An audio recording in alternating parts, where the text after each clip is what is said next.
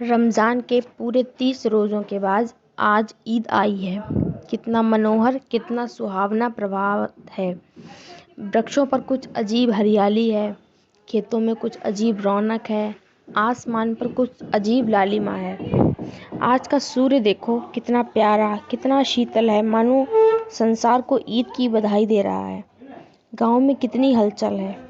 ईदगाह जाने की तैयारियां हो रही हैं। किसी के कुर्ते में बटन नहीं है, पड़ोस के घर सुई धागा लेने दौड़ा जा रहा है। किसी के जूते कड़े हो गए, उनमें तेल डालने के लिए तेली के घर भागा जाता है। जल्दी जल्दी से बैलों को सानी पानी दे दे। ईदगाह से लौटते लौटते दोपहर हो जाएगी। 3 कोस का पैदल रास्ता, फिर सैकड़ों आदमियों से मिलना भेंटना। दोपहर के पहले लौटना असंभव है। लड़के सबसे ज़्यादा प्रसन्न हैं। किसी ने 1 रोज़ा रखा है, वह भी दोपहर तक, किसी ने वह भी नहीं। लेकिन ईदगाह जाने की खुशी उनके हिस्से की चीज़ है। रोज़े बड़े बूढ़ों के लिए होंगे, इनके लिए तो ईद है। रोज़ ईद का नाम रटते थे, आज वह आ गई। अब जल्दी पड़ी है कि लोग ईदगाह क्यों नहीं चलते। इन्हें गृहस्थी की चिंताओं से क्या प्रयोजन। सेवइयों के लिए दूध और शक्कर घर में है या नहीं, इनकी बला से। ये तो सेवइयाँ खाएंगे। वह क्या जाने कि अब्बाजान क्यों बदमाश चौधरी कायम अली के घर दौड़े जा रहे हैं। उन्हें क्या खबर कि चौधरी आज आंखें बदल ले तो यह सारी ईद मुहर्रम हो जाए। उनकी अपनी जेबों में तो कुबेर का धन भरा पड़ा है। बार बार उनकी अपनी जेब से अपना खजाना गिनकर रखते हैं और खुश होकर फिर रख लेते हैं। महमूद गिनता है 1, 2, 10, 12। उसके पास 12 पैसे हैं। मोहसिन के पास 1, 2, 3, 8, 9, 10, 12 पैसे हैं। उसके पास 12 पैसे हैं। इन अनगिनत पैसों में अनगिनत चीज़ें लाएंगे, खिलौने, मिठाइयाँ, बिगुल और न जाने क्या क्या। सबसे ज़्यादा प्रसन्न है हामिद। वह 4-5 साल का गरीब सूरत दुबला पतला लड़का, जिसका बाप गत वर्ष हैजे की भेंट हो गया और माँ ने ना जाने क्यों पीली होती होती एक दिन मर गई। किसी को पता न चला क्या बीमारी है। कहती भी तो कौन सुनने वाला था। दिल पर जो कुछ बीतती थी वह दिल में ही सहती थी, और जब ना सहा गया तो संसार से विदा हो गई। अब हामिद अपनी बूढ़ी दादी अमीना की गोद में सोता है और उतना ही प्रसन्न है। उसके अब्बाजान रुपए कमाने गए हैं, बहुत सी थैलियाँ लेकर आएंगे। अम्मी जान अल्लाह मियाँ के घर से उसके लिए बड़ी अच्छी अच्छी चीज़ें लाने गई हैं, इसलिए हामिद प्रसन्न है। आशा तो बड़ी चीज़ है। और फिर बच्चों की आशा, उनकी कल्पना तो राई का पर्वत बना लेती है। हामिद के पाँव में जूते नहीं हैं, सिर पर एक पुरानी दुरानी टोपी है जिसका गोट काला पड़ गया है, फिर भी वह प्रसन्न है। जब उसके अब्बाजान थैलियाँ और अम्मीजान नियामतें लेकर आएंगी तो वह दिल के अरमान निकाल लेगा। तब देखेगा महमूद, मोहसिन, नूरे और सम्मी कहाँ से उतने पैसे निकालेंगे। अभागिन अमीना अपनी कोठरी में बैठी रो रही है। आज ईद का दिन और उसके घर में दाना नहीं। आज आबिद होता तो क्या इसी तरह ईद आती और चली जाती। इस अंधकार और निराशा में वह डूबी जा रही थी। किसने बुलाया था इस निगोड़ी ईद को। इस घर में उसका काम नहीं है, लेकिन हामिद, उसे किसी के मंडे जीने से क्या मतलब। उसके अंदर प्रकाश है, बाहर आशा। विपत्ति अपना सारा दल बदल लेकर आए, हामिद की आनंद भरी चितवन उसका विध्वंस कर देगी। हामिद भीतर जाकर दादी से कहता है, तुम डरना नहीं अम्मा, मैं सबसे पहले आऊँगा, बिल्कुल ना डरना। अमीना का दिल कचोट रहा था। गांव के बच्चे अपने अपने बाप के साथ जा रहे हैं। हामिद का बाप अमीना के सिवा और कौन है। उसे कैसे अकेले मेले में जाने दे। उस भीड़ भाड़ में बच्चा कहीं खो जाए तो क्या हो। नहीं, अमीना उसे यों ना जाने देगी। नन्ही सी जान, 3 कोस चलेगा कैसे। पैर में छाले पड़ जाएंगे, जूते भी तो नहीं हैं। वह थोड़ी थोड़ी दूर पर उसे गोद ले लेगी, लेकिन यहाँ सिवैयाँ कौन पकाएगा। पैसे होते तो लौटते लौटते सब सामग्री जमा करके चटपट बना लेती। यहाँ तो घंटों चीज़ें जमा करते लगेंगे। मांगे ही का तो भरोसा ठहरा। उस दिन फहीमन के कपड़े सिए थे, 8 आने पैसे मिले थे। उस अठन्नी को ईमान की तरह बचाती चली आती थी इसी ईद के लिए। लेकिन कल ग्वालन सिर पर सवार हो गई तो क्या करती। हामिद के लिए कुछ नहीं है तो 2 पैसे का दूध तो चाहिए ही। अब तो कुल 2 आने पैसे बच रहे हैं। 3 पैसे हामिद की जेब में, 5 अमीना के बटुए में। यही तो बिसात है और ईद का त्योहार। अल्लाह ही बेड़ा पार लगाए। धोबन और नाइन और मेहतरानी और चूड़ियारिन सभी तो आएंगी। सभी को सिवैयाँ चाहिए और थोड़ा किसी की आंखों को नहीं लगता। किस किस से मुंह चुराएगी, और मुंह क्या चुराए। साल भर का त्योहार है। जिंदगी खैरियत से रहे, उनकी तकदीर भी तो उसी के साथ है।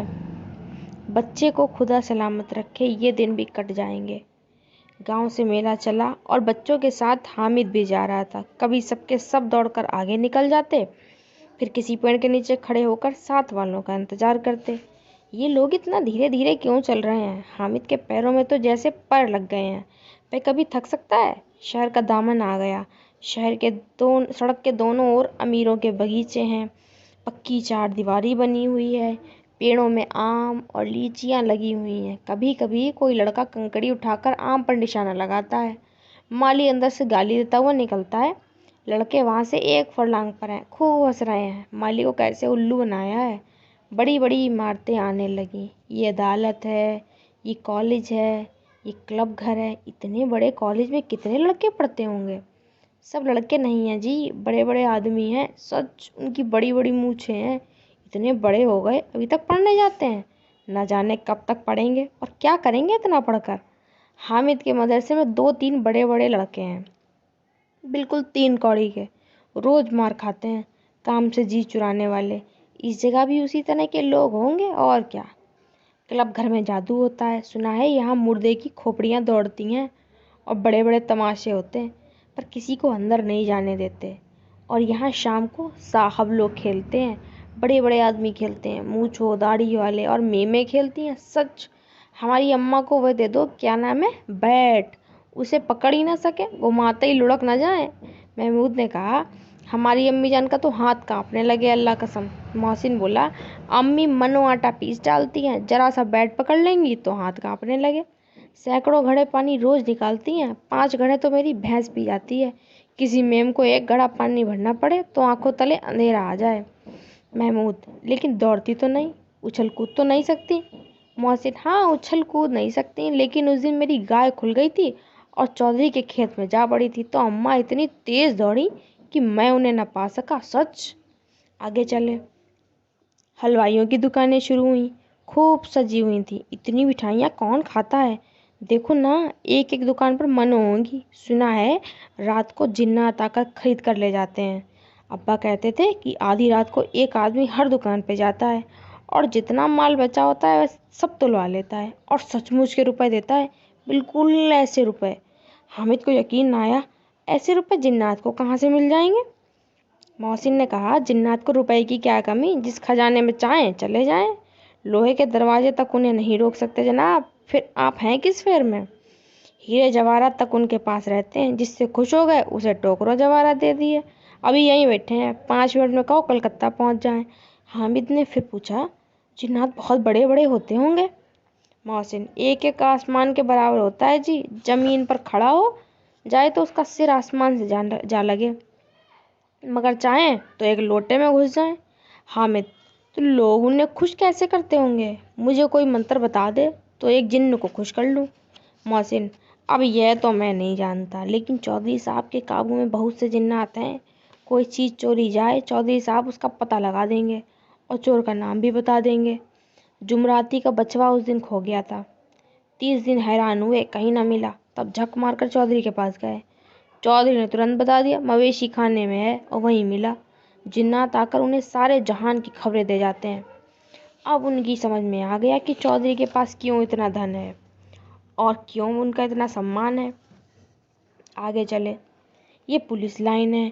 यहीं सब कांस्टेबल कवायद करते हैं। रेटन फाइफो रात को बेचारे घूम घूम कर पहरा देते हैं, नई चोरियां हो जाएं। मोहसिन ने प्रतिवाद किया, ये कांस्टेबल पहरा देते हैं, तभी तुम बहुत जानते हो। अजी हजरत, यही चोरी कराते हैं। शहर के जितने चोर डाकू हैं सब इनसे मिले रहते हैं। रात को ये लोग चोरों से तो कहते हैं चोरी करो, और आप दूसरे मोहल्ले में जाकर जागते रहो पुकारते हैं। जब इन लोगों के पास इतने रुपए आते हैं। मेरे मामू एक थाने में कांस्टेबल हैं। 20 रुपया महीना पाते हैं, लेकिन 50 रुपये घर भेजते हैं। अल्लाह कसम, मैंने एक बार पूछा था कि मामू आप इतने रुपए कहाँ से पाते हैं? हंसकर कहने लगे, बेटा अल्लाह देता है। फिर आप ही बोले, हम लोग चाहें तो एक दिन में लाखों मार लाएं। हम तो इतना ही लेते हैं जिसमें अपनी बदनामी ना हो और नौकरी ना चली जाए। हामिद ने पूछा, ये लोग चोरी करवाते तो इन्हें कोई पकड़ता क्यों नहीं? मोहसिन उसकी नादानी पर दया दिखाकर बोला, अरे पागल, इन्हें कौन पकड़ेगा? पकड़ने वाले तो ये खुद हैं। लेकिन अल्लाह इन्हें सजा भी खूब देता है। आराम का माल आराम में जाता है। थोड़े दिन हुए मामू के घर में आग लग गई।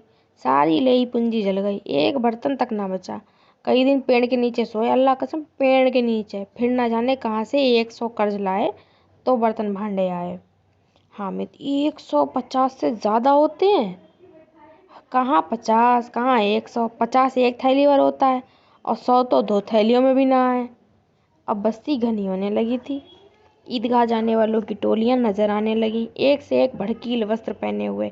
कोई केतांगे पर सवार, कोई मोटर पे। सभी इत्र में बसे, सभी के दिलों में उमंग। ग्रामीणों का यह छोटा सा दल अपनी विपन्नता से बेखबर संतोष और धैर्य में मगन चला जा रहा था। बच्चों के लिए नगर की सभी चीजें अनोखी थीं। जिस चीज की ओर ताकते ताकते ही रह जाते और पीछे से बार बार हॉर्न की आवाज होने पर भी न चेतते। हामिद तो मोटर के नीचे जाते जाते बचा। सहसा ईदगाह नजर आया। ऊपर इमली के घने वृक्षों की छाया, नीचे पक्का फर्श है जिस पर जाजिम बिछा हुआ है और रोजेदारों की पंक्तियां एक के पीछे एक ना जाने कहाँ तक चली गई हैं। पक्के जगत के नीचे तक, जहाँ जाजिम भी नहीं है। नए आने वाले आकर पीछे की कतार में खड़े हो जाते हैं। आते जगह नहीं है, आगे जगह ही नहीं है। यहाँ कोई धन और पद नहीं देखता। इस्लाम की निगाह में सब बराबर है। इन ग्रामीणों ने भी वजू किया और पिछली पंक्ति में खड़े हो गए।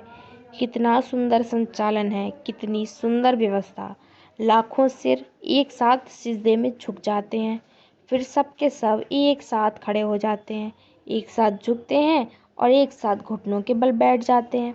कई बार यही क्रिया होती है, जैसे बिजली की लाखों बत्तियां एक साथ प्रदीप्त हों और एक साथ बुझ जाएं, और यही क्रम चलता रहता है। हृदय को श्रद्धा, गर्व और आत्मानंद से भर देती थी, मानो भ्रातृत्व का एक सूत्र इन समस्त आत्माओं को एक लड़ी में पिरोए हुए। इतना अपूर्व दृश्य था। नमाज खत्म हो गई है, लोग आपस में गले मिल रहे हैं। तब मिठाई और खिलौनों की दुकानों पर धावा होता है। ग्रामीणों का ये दल इस विषय में बालकों से कम उत्साही नहीं है। ये देखो, हिंडोला है, 1 पैसा देकर चढ़ जाओ। कभी आसमान पर जाते मालूम होगे, कभी जमीन पर गिरते हुए। ये चरखी है, लकड़ी के हाथी, घोड़े, ऊंट छड़ों से लटके हुए हैं। 1 पैसा देकर बैठ जाओ और 25 चक्रों का मजा लो। महमूद और मोहसिन और नूरे और सम्मी इन घोड़ों और ऊँटों पर बैठते हैं। हामिद दूर खड़ा है। 3 ही पैसे तो उसके पास हैं। अपने कोष का तिहाई जरा सा चक्कर खाने के लिए नहीं दे सकता। सब चरखियों से उतरते हैं, अब खिलौने लेंगे। इधर दुकानों की कतार लगी हुई है, तरह तरह के खिलौने हैं। सिपाही और गुजरिया, राजा और वकील, भिश्ती और धोबिन और साधु। वाह, कितने सुंदर खिलौने हैं, अब बोलना ही जाते हैं। महमूद सिपाही लेता है, खाकी वर्दी और लाल पगड़ी वाला, कंधे पे बंदूक रखे हुए। मालूम होता है अभी कवायद किए चला आ रहा है। मोहसिन को भिश्ती पसंद आया, कमर झुकी है, ऊपर मशक रखे हुए है, मशक का मुंह एक हाथ से पकड़े हुए है। कितना प्रसन्न है, शायद कोई गीत गा रहा है। बस मशक से पानी उड़ेला ही चाहता है। नूरे को वकील से प्रेम है, कैसी विद्वता है उसके मुख पर। काला चोगा, नीचे सफ़ेद अचकन, अचकन के सामने की जेब में घड़ी, सुनहरी जंजीर, एक हाथ में कानून का पोथा लिए हुए। मालूम होता है अभी अभी किसी अदालत से जिरह या बहस किए हुए चले आ रहे हैं। ये सब 2-2 पैसे के खिलौने हैं। हामिद के पास कुल 3 ही पैसे हैं। अब इतने महंगे खिलौने वे कैसे ले ले? खिलौना का यहाँ से छूट पड़े तो चूर चूर हो जाए, जरा पानी पड़े तो सारा रंग धुल जाए। ऐसे खिलौने लेकर वे क्या करेगा, किस काम के? मोहसिन, मेरा बिश्ती रोज पानी दे जाएगा सांझ सवेरे। महमूद, और मेरा सिपाही घर का पहरा देगा। कोई चोर आवेगा तो फौरन बंदूक से फायर कर देगा। नूरे, और मेरा वकील खूब मुकदमा लड़ेगा। सम्मी, और मेरी धोबिन रोज कपड़े धोएगी। हामिद खिलौने की निंदा करता है। मिट्टी के ही तो हैं, गिरे तो चकनाचूर हो जाए। लेकिन ललचाई हुई नज़रों से खिलौनों को देख रहा है और चाहता है कि जरा देर के लिए उन्हें हाथ में ले सकता। उसके हाथ अनायास ही लपकते हैं, लेकिन लड़के इतने त्यागी नहीं होते, विशेषकर जब अभी नया नया शौक है। हामिद ललचाता रह जाता है। खिलौनों के बाद मिठाइयाँ आती हैं। किसी ने रेवड़ियाँ ली हैं, किसी ने गुलाब जामुन, किसी ने सोन हलवा। मज़े से खा रहे हैं। हामिद उनकी बिरादरी से पृथक है। अभागे के पास 3 ही तो पैसे हैं, क्यों नहीं कुछ लेकर खाता। ललचाई आंखों से सबकी ओर देखता है। मोहसिन कहता है, हामिद रेवड़ी ले जा, कितनी खुशबूदार है। हामिद को संदेह हुआ, ये केवल क्रूर विनोद है। मोहसिन इतना उदार नहीं है, लेकिन यह जानकर भी वह उसके पास जाता है। मोहसिन दोने से एक रेवड़ी निकालकर हामिद की ओर बढ़ाता है। हामिद हाथ फैलाता है। मोहसिन रेवड़ी को अपने मुंह में रख लेता है। मोहसिन, नूरे, सम्मी खूब तालियां बजा बजा कर हंसते हैं। हामिद खिसिया जाता है। मोहसिन, अच्छा अब की ज़रूर देंगे, अल्लाह कसम ले जाओ। हामिद, रखे रहो, मेरे पास पैसे नहीं हैं। सम्मी, 3 ही पैसे तो हैं, 3 पैसे में क्या क्या लोगे। महमूद, हमसे गुलाब जामुन ले जाओ। हामिद, मोहसिन बदमाश है। हामिद, मिठाई कौन बड़ी नेमत है, किताब में इसकी कितनी बुराइयां लिखी हैं। मोहसिन, लेकिन दिल में कह रहे होंगे मिले तो खा लें, अपने पैसे क्यों नहीं निकालते। महमूद, हम समझते हैं इसकी चालाकी, जब हमारे सारे पैसे खर्च हो जाएंगे तो हमें ललचा ललचा कर खाएगा। मिठाइयों के बाद कुछ दुकानें लोहे की चीज़ों की हैं, कुछ गिलट और कुछ नकली गहनों की। लड़कों के लिए यहाँ कोई आकर्षण न था, वह सब आगे बढ़ जाते हैं। हामिद लोही की दुकान पर रुक जाता है। कई चिमटे रखे थे। उसे ख्याल आया, दादी के पास चिमटा नहीं है। तवे से रोटियां उतारती है तो हाथ जल जाता है। अगर वह चिमटा ले जाकर दादी को दे दे तो वह कितनी प्रसन्न होंगी, फिर उनकी उंगलियां कभी ना जलेंगी। घर में एक काम की चीज़ हो जाएगी। खिलौने से क्या फ़ायदा, व्यर्थ में पैसे खराब होते हैं। जरा दी रही तो खुशी मिलती है, फिर तो खिलौनों को कोई आंख उठाकर नहीं देखता। या तो घर पहुंचते पहुंचते टूट फूट बराबर हो जाएंगे, या छोटे बच्चे जो मेले में नहीं आए जिद करके ले लेंगे और तोड़ डालेंगे। चिमटा कितने काम की चीज़ है। रोटियां तवे से उतार लो, चूल्हे में सेंक लो, कोई आग मांगने आए तो चटपट चूल्हे से आग निकाल कर उसे दे दो। अम्मा बेचारी को कहाँ फुर्सत है कि बाजार आए, और इतने पैसे ही कहाँ मिलते हैं, रोज़ हाथ जला लेती है। हामिद के साथी आगे बढ़ गए हैं। सबील पर सब के सब शरबत पी रहे हैं। देखो सब कितने लालची हैं, इतनी मिठाइयाँ ली, मुझे किसी ने एक भी ना दी। उस पर कहते हैं मेरे साथ खेलो, मेरा ये काम करो। अगर किसी ने कोई काम करने को कहा तो पूछूंगा, खाएं मिठाइयाँ, आप मुंह सड़ेगा, फोड़े फिंसियाँ निकलेंगी, आप ही जबान चटोरी हो जाएगी। तब घर के पैसे चुराएंगे और मार खाएंगे। किताब में झूठी बातें थोड़ी लिखी हैं, मेरी जबान क्यों खराब होगी। अम्मा चिमटा देखते ही दौड़कर मेरे हाथ से ले लेंगी और कहेंगी मेरा बच्चा अम्मा के लिए चिमटा लाया है। हजारों दुआएं देंगी, फिर पड़ोस की औरतों को दिखाएंगी। सारे गांव में चर्चा होने लगेगी, हामिद चिमटा लाया है, कितना अच्छा लड़का है। इन लोगों के खिलौनों पर कौन दुआएं देगा। बड़ों की दुआएं सीधे अल्लाह के दरबार में पहुंचती हैं और तुरंत सुनी जाती हैं। मेरे पास पैसे नहीं हैं, तभी तो मोहसिन और महमूद यूँ मिजाज दिखाते हैं। मैं भी इन्हें मिजाज दिखाऊंगा। खेलें खिलौने और खाएं मिठाइयाँ। मैं नहीं खेलता खिलौने, किसी का मिजाज क्यों सहूं। मैं गरीब सही, किसी से कुछ मांगने तो नहीं जाता। आखिर अब्बाजान कभी न कभी आएंगे, अम्मा भी आएंगी, फिर इन लोगों से पूछूंगा कितने खिलौने लोगे।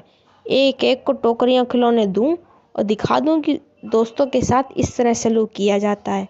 ये नहीं कि 1 पैसे की रेवड़ियाँ ले ली तो चुरा चुरा कर खाने लगे। सबके सब खूब हंसेंगे कि हामिद ने चिमटा लिया है। हंसे मेरी भला से। उस दुकानदार ने पूछा, ये चिमटा कितने का है। दुकानदार ने उसकी ओर देखा और कोई आदमी साथ न देखकर कहा, ये तुम्हारे काम का नहीं है जी, बिकाऊ है। बिकाऊ क्यों नहीं है और यहाँ क्यों लाद कर लाए हैं, तो बताते क्यों नहीं कितने पैसे का है। 6 पैसे लगेंगे। हामिद का दिल बैठ गया। ठीक ठीक 5 पैसे लगेंगे, लेना हो तो लो, नहीं तो चलते बनो। हामिद ने कलेजा मजबूत करके कहा, 3 पैसे लोगे। ये कहता हुआ वह आगे बढ़ गया कि दुकानदार की गुड़कियाँ ना सुने, लेकिन दुकानदार ने गुड़कियाँ नहीं दी, बुलाकर चिमटा दे दिया। हामिद ने उसे इस तरह कंधे पर रखा मानो बंदूक है और शान से अकड़ता हुआ संगियों के पास आया। जरा सुने सबके सब क्या क्या आलोचनाएं करते हैं। मौसी ने हंसकर कहा, ये चिमटा क्यों लाया पगले, इससे क्या करेगा। हामिद ने चिमटे को जमीन पर पटक कर कहा, जरा अपना भिश्ती जमीन पर गिरा दो, सारी पसलियाँ चूर चूर हो जाएं बच्चा की। महमूद बोला, तो ये चिमटा कोई खिलौना है? हामिद, खिलौना क्यों नहीं, अभी अभी कंधे पे रखा बंदूक हो गई, हाथ में लिया फकीरों का चिमटा हो गया। चाहूँ तो इससे मजीरे का काम ले सकता हूँ। एक चिमटा जमा दूँ तो तुम लोगों के सारे खिलौनों की जान निकल जाए। तुम्हारे खिलौने कितना ही जोर लगावे वे मेरे चिमटे का बाल भी बांका नहीं कर सकते। मेरा बहादुर शेर है चिमटा। सम्मी ने खंजरी ली थी। प्रभावित होकर बोला, मेरी खंजरी से बदलोगे? 2 आने की है। हामिद ने खंजरी की ओर उपेक्षा से देखा। मेरा चिमटा चाहे तो तुम्हारी खंजरी का पेट फाड़ डाले। बस चमड़े की एक झिल्ली लगा दी, डब डब बोलने लगी। जरा सा पानी लग जाए तो खत्म हो जाए। मेरा बहादुर चिमटा आग में, पानी में, तूफान में बराबर डटा खड़ा रहेगा। चिमटे ने सभी को मोहित कर लिया, लेकिन अब पैसे किसके पास धरे हैं। फिर मेले से दूर निकल आए हैं। 9 कब के बज गए, धूप तेज हो रही है, घर पहुंचने की जल्दी हो रही थी। बाप से जिद भी करें तो चिमटा नहीं मिल सकता है। हामिद है बड़ा चालाक, इसीलिए बदमाश ने अपने पैसे बचा रखे थे। अब बालकों के 2 दल हो गए हैं, मोहसिन, महमूद, सम्मी और नूरे एक तरफ और हामिद अकेला दूसरी तरफ। शास्त्रार्थ हो रहा है। सम्मी तो विधर्मी हो गया, दूसरे पक्ष से जा मिला, लेकिन मोहसिन और महमूद और नूरे भी हामिद से 1-1, 2-2 साल बड़े होने पर भी हामिद के आघातों से आतंकित हो उठे हैं। उसके पास न्याय का बल है और नीति की शक्ति। एक और मिट्टी है और दूसरी ओर लोहा, जो इस वक्त अपने को फौलाद कह रहा है। वह अजय है, घातक है। अगर कोई शेर आ जाए तो मियाँ भिश्ती के छक्के छूट जाएं। मियाँ सिपाही मिट्टी की बंदूक छोड़कर भागे हैं। वकील साहब की नानी मर जाए, चुगे में मुंह छिपाकर ज़मीन पर लेट जाएं। मगर ये चिमटा, ये बहादुर, ये रुस्तमे हिंद लपक कर शेर की गर्दन पर सवार हो जाएगा और उसकी आंखें निकाल लेगा। मोहसिन ने एड़ी चोटी का जोर लगाकर कहा, अच्छा, पानी तो नहीं भर सकता। हामिद ने चिमटे को सीधा खड़ा करके कहा, भिश्ती को एक डांट बताएगा तो दौड़ा हुआ पानी लाकर उसके द्वार पर छिड़कने लगेगा। मोहसिन परास्त हो गया, पर महमूद ने कुमक पहुंचाई, अगर बच्चा पकड़ जाए तो अदालत में बंधे बंधे फिरेंगे, तब वकील साहब के ही पैरों पड़ेंगे। हामिद इस प्रबल तर्क का जवाब न दे सका। उसने पूछा, हमें पकड़ने कौन आएगा? नूरे ने अकड़ कर कहा, ये सिपाही बंदूक वाला। हामिद ने मुंह चढ़ाकर कहा, ये बेचारे हमारे बहादुर रुस्तमे हिंद को पकड़ेंगे। अच्छा लाओ, अभी जरा कुश्ती हो जाए, इसकी सूरत देखकर हम दूर से भागेंगे, पकड़ेंगे क्या बेचारे। मोहसिन को एक नई चोट सूझ गई। तुम्हारे चिमटे का मुंह रोज आग में जलेगा। उसने समझा था कि हामिद लाजवाब हो जाएगा, लेकिन ये बात न हुई। हामिद ने तुरंत जवाब दिया, आग में बहादुरी कूदते हैं जनाब। तुम्हारे वकील, सिपाही और भिश्ती लौंडियों की तरह घर में घुस जाएंगे। आग में कूदना वो काम है जो रुस्तमे हिंद ही कर सकता है। महमूद ने एक जोर लगाया, वकील साहब कुर्सी में ऐसे बैठेंगे और तुम्हारा चिमटा बावर्ची खाने में ज़मीन पे पड़ा रहेगा। इस तर्क ने सम्मी और नूरे को भी सजीव कर दिया। कितने ठिकाने की बात कही पट्टे ने। चिमटा बावर्ची खाने में पड़ने के सिवा और कर क्या सकता है? हामिद को कोई फड़कता हुआ जवाब न सूझा तो उसने धांधली शुरू की, मेरा चिमटा बावर्ची खाने में नहीं रहेगा। वकील साहब कुर्सी पर बैठेंगे तो जाकर उन्हें ज़मीन पर पटक देगा और उनका कानून उनके पेट में डाल देगा। बात कुछ बनी नहीं, खासी गाली गलौज थी। कानून को पेट में डालने वाली बात छा गई, ऐसी छा गई कि तीनों सूरमा मुंह ताकते रह गए, मानो कोई देलचा कनकौआ किसी गंडे वाली कनकौए को काट गया हो। कानून मुंह से बाहर निकलने वाली चीज़ है, उसको पेट के अंदर डाल दिया जाए, बेतुकी सी बात, लेकिन कुछ नयापन रखती है। हामिद ने मैदान मार लिया। उसका चिमटा रुस्तमे हिंद है। अब इसमें मोहसिन, महमूद, नूरे, सिम्मी, किसी को भी आपत्ति नहीं हो सकती। विजेता को हारने वालों से जो चमत्कार मिलना स्वाभाविक है, वह हामिद को भी मिला और उन्हें 3-3, 4-4 आने पैसे खर्च किए पर कोई काम की चीज़ न ले सके। हामिद ने 3 पैसे में रंग जमा लिया। हामिद का चिमटा बना रहेगा बरसों। संधि की शर्त तय होने लगी। मोहसिन ने कहा, जरा अपना चिमटा दो, हम भी देखें, तुम हमारा भिश्ती लेकर देखो। महमूद और नूरे ने भी अपने अपने खिलौने पेश किए। हामिद को इन शर्तों को मानने में कोई आपत्ति न थी। चिमटा बारी बारी से सबके हाथ में गया और उनके खिलौने बारी बारी से हामिद के हाथ में आए। कितने खूबसूरत खिलौने हैं। हामिद ने हारने वाले के आंसू पोंछे। मैं तुम्हें चिढ़ा रहा था, सच। ये लोहे का चिमटा भला इन खिलौनों की क्या बराबरी करेगा? मालूम होता है अब बोले, लेकिन मोहसिन की पार्टी को इस दिलासे से संतोष नहीं होता। चिमटे का सिक्का खूब बैठ गया है, चिपका हुआ टिकट अब पानी से छूट ही नहीं रहा है। मोहसिन, लेकिन इन खिलौनों के लिए हमें कोई दुआ तो ना देगा? मोहसिन, महमूद, दुआ के लिए फिरते हो? उल्टे मार ना पड़े, अम्मा जरूर कहेंगी कि मेले में मिट्टी के खिलौने तुम्हें मिले। हामिद को स्वीकार करना पड़ा कि खिलौनों को देखकर किसी की माँ इतनी खुश ना होंगी जितनी दादी चिमटे को देखकर होंगी। 3 पैसों ही में तो उसे सब कुछ करना था और उन पैसों के इस उपयोग पर पछतावे की बिल्कुल ज़रूरत नहीं थी। फिर अब तो चिमटा रुस्तम हिंद है और सभी खिलौनों का बादशाह। रास्ते में महमूद को भूख लगी, उसके बाप ने केले खाने को दिए। महमूद ने केवल हामिद को साझी बनाया, उसके अन्य मित्र मुंह ताकते रह गए। ये उस चिमटे का प्रसाद था। 11 बजे सारे गांव में हलचल मच गई। मेले वाले आ गए। मोहसिन की छोटी बहन ने दौड़कर भिश्ती उसके हाथ से छीन लिया और मारे खुशी के जो उछली तो मियाँ भिश्ती नीचे आ रहे और सुरलोक सिधारे। इस पर भाई बहन में खूब मारपीट हुई, दोनों खूब रोए। उनकी अम्मा ये शोर सुन के बिगड़ी और दोनों को ऊपर से 2-2 चांटे और लगाए। मियाँ नूरे के वकील का अंत उनके प्रतिष्ठा अनुकूल इससे ज़्यादा गौरवमय हुआ। वकील जमीन पर या ताक पर तो बैठ नहीं सकता, उसकी मर्यादा का विचार तो करना ही होगा। दीवार में 2 खूंटियाँ गाड़ी गईं, उन पर लकड़ी का एक पटरा रखा गया। पटरे पर कागज़ का कालीन बिछाया गया। वकील साहब राजा भोज की भांति सिंहासन पर विराजे। नूरे ने उन्हें पंखा झलना शुरू किया। अदालतों में खसकी टट्टियाँ और बिजली के पंखे रहते हैं, क्या यहाँ मामूली पंखा भी ना हो? कानून की गर्मी दिमाग पे चढ़ जाएगी कि नहीं? बांस का पंखा आया और नूरे लगे हवा करने। मालूम नहीं पंखे की हवा से या पंखे की चोट से वकील साहब स्वर्गलोक से मर्त्यलोक में आ रहे और उनका माटी का चोला माटी में मिल गया। फिर बड़े जोर शोर से मातम हुआ और वकील साहब की अस्सी घूरे पर डाल दी गई। अब रहा महमूद का सिपाही। उसे चटपट गांव का पहरा देने का चार्ज मिल गया, लेकिन मैं पुलिस का सिपाही कोई साधारण व्यक्ति तो था नहीं जो अपने पैरों चले। भाई वो तो पालगी पर चलेगा। एक टोकरी आई, उसमें कुछ लाल रंग के फटे पुराने चिथड़े बिछाए गए जिसमें सिपाही साहब आराम से लेटे। नूरे ने ये टोकरी उठाई और अपना दौर का चक्कर लगाने। उसके दोनों भाई सिपाही की तरफ से छोने वाले जागते लहू पुकारते चलते हैं, मगर रात तो अंधेरी ही होनी चाहिए। महमूद को ठोकर लग जाती है और टोकरी उनके हाथ से छूट के गिर पड़ती है और मियाँ सिपाही अपनी बंदूक लिए जमीन पे आ जाते हैं और उनकी एक टांग में विकार हो जाता है। महमूद को आज ज्ञात हुआ कि वह अच्छा डॉक्टर है। उसको ऐसा मरहम मिल गया है जिससे वह टूटी टांग को आनन फानन जोड़ सकते हैं। केवल गूलर का दूध चाहिए। गूलर का दूध आ जाता है, टांग जोड़ दी गई। लेकिन सिपाही को ज्यों खड़ा किया, टांग जवाब दे गई। शल्य क्रिया असफल हुई। तब उसकी दूसरी टांग भी तोड़ दी जाती है। अब कम से कम एक जगह आराम से बैठ तो सकता है। एक टांग से ना तो चल सकता था ना बैठ सकता था। अब वह सिपाही सन्यासी हो गया है, अपनी जगह बैठा बैठा पहरा देता है। कभी कभी देवता भी बन जाता है। उसके सिर का झालरदार साफा खुरच दिया गया है। अब उसका जितना रूपांतर चाहो कर सकते हो। कभी कभी तो उससे बाँट का काम भी लिया जाता है। अब मियाँ हामिद का हाल सुनिए। अमीना उसकी आवाज़ सुनते ही दौड़ी और उसे गोद में उठाकर प्यार करने लगी। सहसा उसके हाथ में चिमटा देखकर वह चौंकी। ये चिमटा कहाँ था? मैंने मोल लिया है। कै पैसे में? 3 पैसे दिए।